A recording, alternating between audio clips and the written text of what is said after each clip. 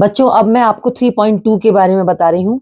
अक्टूबर 1917 की क्रांति या बोल्शेविक क्रांति, या इसे अक्टूबर 1917 रिवॉल्यूशन भी कहा जाता है। जैसे जैसे इंटरिम गवर्नमेंट और बोल्शेविकों के बीच टकराव बढ़ता गया, तो अब लेनिन को लगने लगा कि इंटरिम गवर्नमेंट द्वारा तानाशाही थोप देने की आशंका दिखाई देने लगी। सितंबर 1917 में लेनिन ने अंतरिम सरकार या इंटरिम गवर्नमेंट के खिलाफ विद्रोह की चर्चा प्रारंभ कर दी। 16 अक्टूबर 1917 को लेनिन ने पेट्रोग्राद सोवियत और बोल्शेविक पार्टी को सत्ता पर कब्जा करने के लिए राजी कर लिया। सत्ता पर कब्जा करने के लिए लियोन ट्राटस्की के लीडरशिप में एक सैन्य क्रांतिकारी समिति बनाई गई, मतलब सैन्य रिवॉल्यूशनरी कमेटी का गठन किया गया। और 24 अक्टूबर 1917 को पेट्रोग्राद में बोल्शेविक रिवोल्ट प्रारंभ किया, और एक तरफ इंटरिम गवर्नमेंट के जो प्राइम मिनिस्टर थे केरेंस्की ने अपने समर्थकों को, तो दूसरी तरफ क्रांतिकारी समिति ने अपने समर्थकों को कार्रवाई का आदेश दिया। अब इस पॉइंट से आपके लिए क्या बन सकता है बच्चों, कि इंटरिम गवर्नमेंट के प्राइम मिनिस्टर कौन है?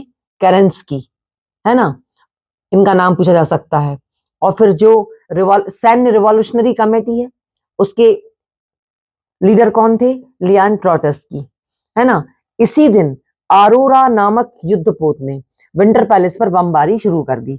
उसी दिन शाम तक पूरा शहर क्रांतिकारी समिति के नियंत्रण में आ चुका था। उसी दिन से मतलब है 24 अक्टूबर 1917 को।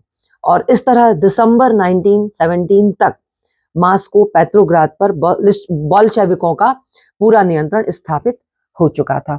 अब ये तो इससे आपको अक्टूबर 1917 की का रिवॉल्यूशन क्या है ये समझाइए, आपसे पूछा जा सकता है।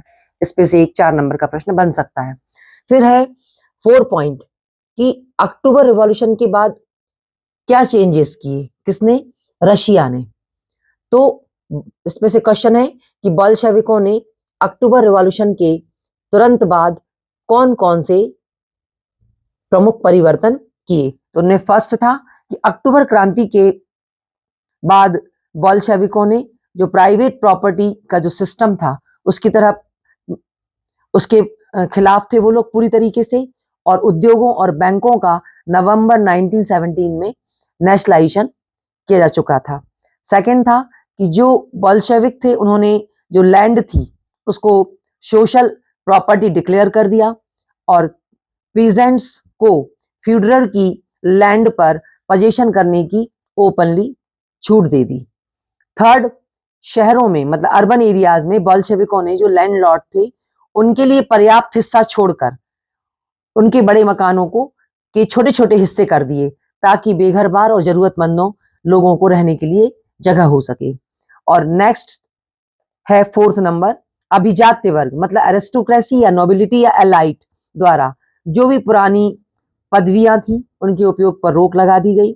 और इस चेंजेस को क्लियर करने के लिए उन्होंने सामने लाने के लिए, मतलब जो आर्मी थी और गवर्नमेंट ऑफिसर थे उनकी जो ड्रेस कोड था उसको भी चेंज कर दिया।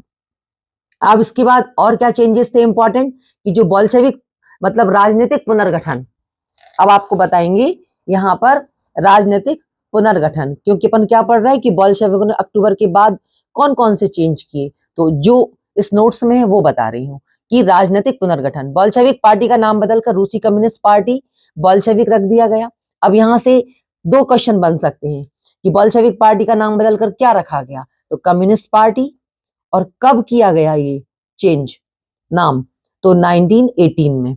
और नेक्स्ट चेंज है सत्ता पर कब्जा, मतलब जो अनस्टेबल गवर्नमेंट थी, है ना, उसको हटाकर बोल्शेविकों ने सत्ता संभाल ली। नेक्स्ट है पीस और वॉर, मतलब चूंकि रूस फर्स्ट वर्ल्ड वॉर में शामिल था, आपको पता है ये बात, लेकिन चूंकि उसको बहुत ज्यादा लॉस हो रहा था और वो युद्ध नहीं चाहता था, तो उसने शांति और युद्ध की समाप्ति के लिए क्या किया, रूस ने प्रथम विश्व युद्ध से मतलब फर्स्ट वर्ल्ड वॉर से बाहर निकलने के लिए जर्मनी के साथ ब्रेस्ट लिटोवस्क की ट्रीटी पर हस्ताक्षर कर दिए। तो ये जो ब्रेस्ट लिटोवस्क की जो ट्रीटी है, इससे भी 3 क्वेश्चन बनेंगे कि ब्रेस्ट लिटोवस्क की ट्रीटी किन 2 देशों के बीच में हुई, जर्मनी और रूस के बीच, और ये ट्रीटी कब हुई? तो मार्च 1918 में। और ब्रेस्ट लिटोवस की संधि रूस ने जर्मनी से क्यों की थी? तो रूस ने प्रथम विश्व युद्ध से बाहर निकलने की जर्मनी से यह संधि की थी। फिर है नेक्स्ट चेंज कि अखिल रूसी सोवियत कांग्रेस को अब देश की एक पार्लियामेंट का स्टेटस दे दिया गया था। और नेक्स्ट और लास्ट है, रूस एक दलीय राजनीतिक व्यवस्था वाला देश बन गया। तो अन्य क्वेश्चन है कि ड्यूमा का गठन कब किया गया? 6 अगस्त 1905।